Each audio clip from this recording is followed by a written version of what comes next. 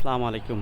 এই দুনিয়াটা হইছে একটা পরীক্ষা, মানে আমরা পরীক্ষা দিতে আসছি, বুঝছেন ভাই।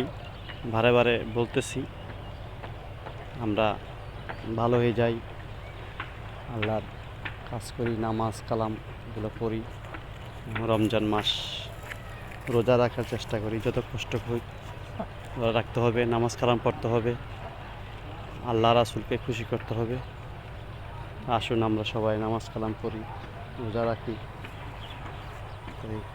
এই ইমাম সাহেবরা কী বলে আল্লাহ রাসূলকে, এগুলো শুনে এগুলা আমল করতে হবে। আমার শুনলে হবে না, ইমাম সাহেবরা কী বলে সেগুলো শুনতে হবে, এগুলো আমল করতে হবে, আল্লাহ রাসূলকে খুশি করতে হবে। তা আমি একটা গ্রামে, ঢাকাতে একটা গ্রাম ছিল আর কি, এই যে আশেপাশে বিল্ডিং হয়ে যাইতেছে, দেখেন তো বিল্ডিং, প্রচুর বিল্ডিং হচ্ছে, দেখেন ব্লক করতেছি। তো সবাই ভালো থাকেন, আসসালামু আলাইকুম।